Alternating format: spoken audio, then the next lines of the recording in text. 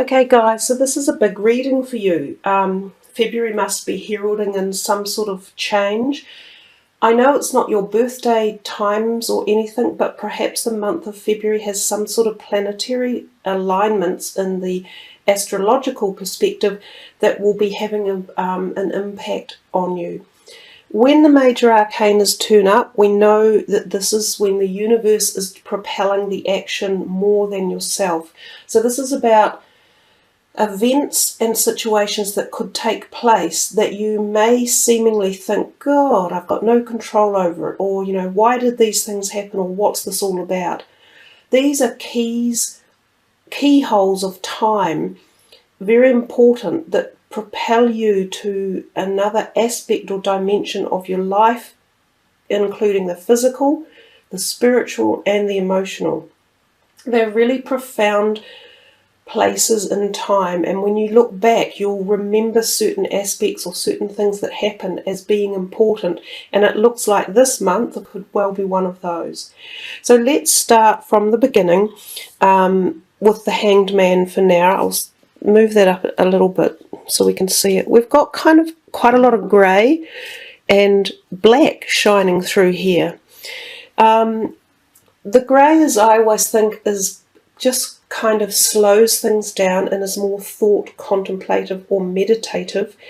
And black, of course, is the all light into one. So there's something about light in this reading. There's something about light coming, and maybe you're not aware of it yet, so it's going to be infused with things. And these two cards together are quite powerful.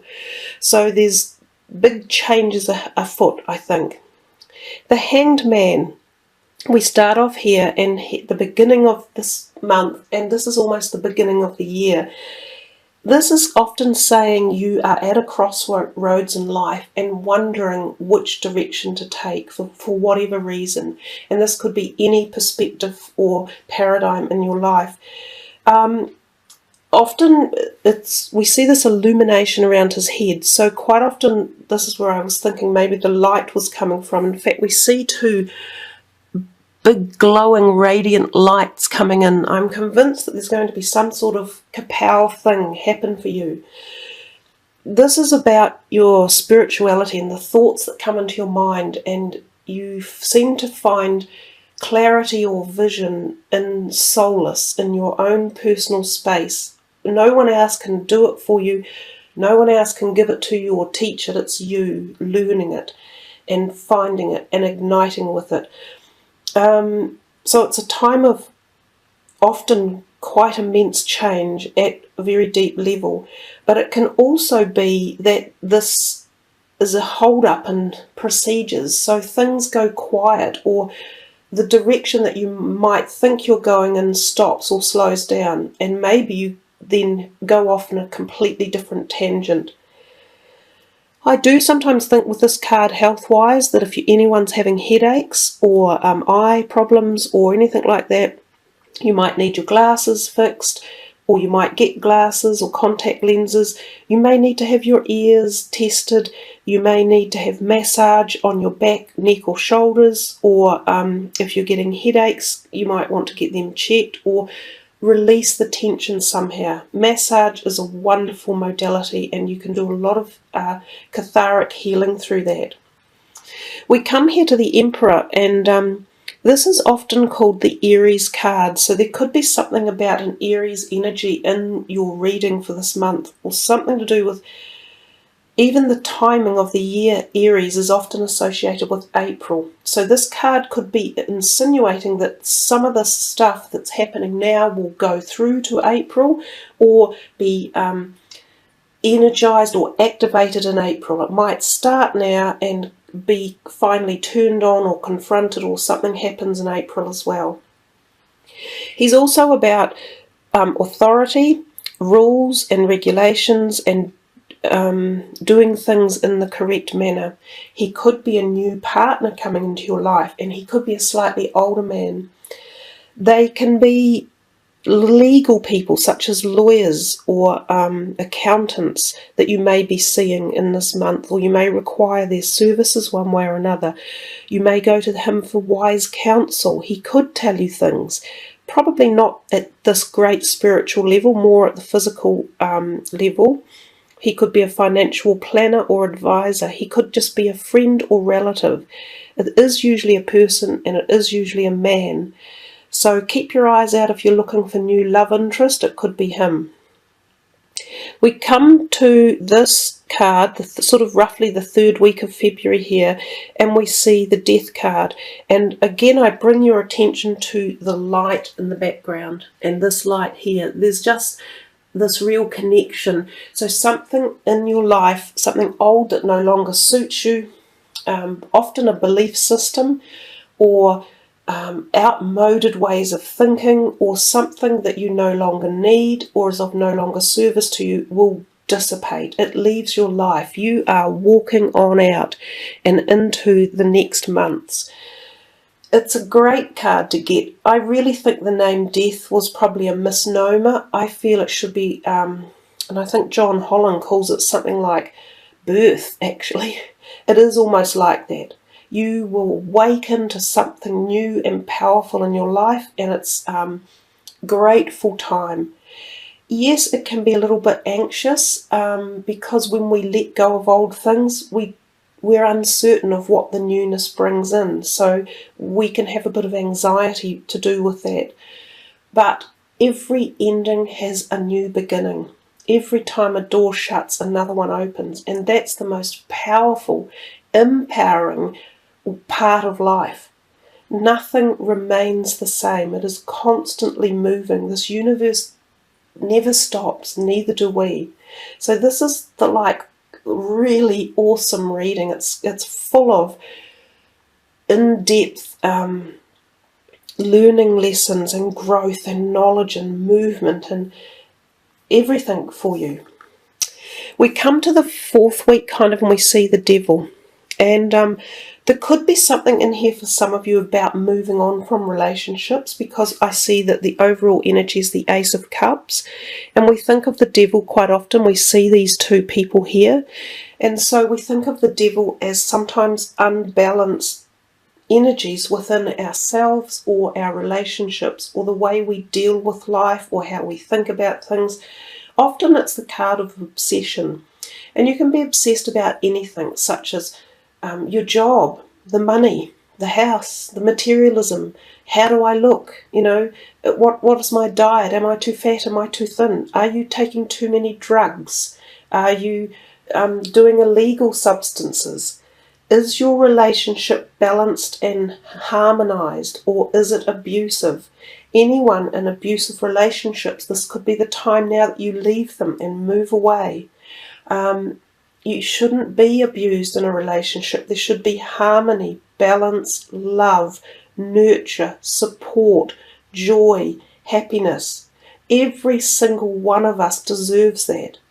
And if you're in a relationship with someone, or even yourself, and you're not getting those positives, they need to be balanced. It doesn't sometimes necessarily mean leaving. It may mean restructuring the relationship. That message is the same for anything. It covers off health, wealth, finances, everything. So the message is bring back balance. Don't, get too focused on anything, and don't get too negative about anything either. Bring the light in. Let the light shine. Your overall energy card is a beautiful one. It's love, harmony, spirituality, and it's an offer being brought to you at the heart chakra level, so at the love level. And you may not see it yet, you may not feel it. It may be you even offering love to someone in your life as a support mechanism. But whatever it is, there is love in the reading. So we all come here for love. Love is the profound emotion and energy and vibration that we reside in. And when you have it like that in a reading as your overall energy, it's very beautiful. So whether or not it's you giving it, or you're receiving it, be open to it at all levels. So there you are, Librans. Very kapow reading. Let's put these away and get the final energy card out.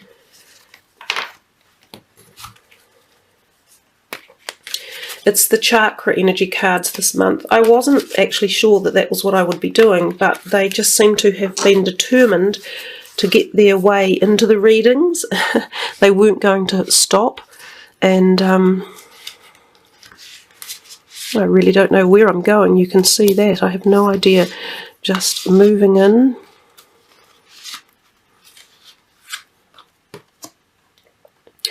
Inner child, playfulness, light-heartedness, innocence and wonder. That is beautiful. That's number 18, which I think is the solar plexus chakra, if I just check that in the book. Let's have a look.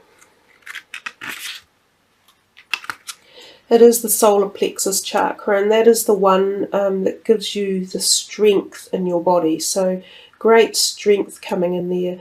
And there's that light and love energy too in the card. So sit back and listen, guys, and I will read for you. Through the gift of play and rekindled innocence, you open yourself to a field of infinite possibilities. With arms and spirit fully extended, a child leaps through a field of flowers, long grass and butterflies. With boundless trust and natural freedom, she thinks not of where she will land, for she knows the soft grass and flowers will meet her at the perfect time, in the perfect way. With arms outstretching to the sky, she reflects the spontaneous flight of butterflies all around her. Or are they mirroring her? And the message of the card: wake up. It's time to be carefree, playful and spontaneous, childlike and trusting, bringing laughter and perhaps a bit of mischief to your world. As adults, we can forget the light-heartedness we once had as children. Life looks and feels so different now, but this card is a reminder to reclaim this part of yourself. Deep inside, you still carry the pure spark of life you came in with. It's hiding in your grown-up body, waiting to come out. There may be aspects of your childhood that need healing or remembering. You may like to write your way through early memories or even scribe a letter to your own inner child, taking time to listen for a response. Notice what emotions come up as you connect with this aspect of yourself. Notice what feelings may be calling to be expressed or let go, and what wisdom this part of you may wish to share with you now. Now is a good time for you to experience the world through a beginner's mind as the magical place that is. See it with awe, wonder and intrigue.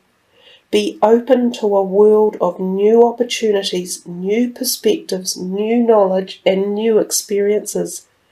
Ask your inner child to lead the way today and see where he or she takes you. Jump in the car or on your bike and go on an adventure somewhere.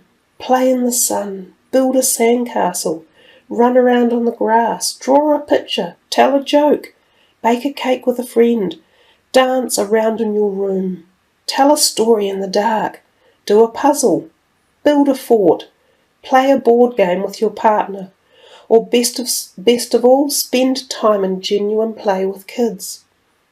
This is sure to bring out the child in you. Think about things that brought you happiness as a child.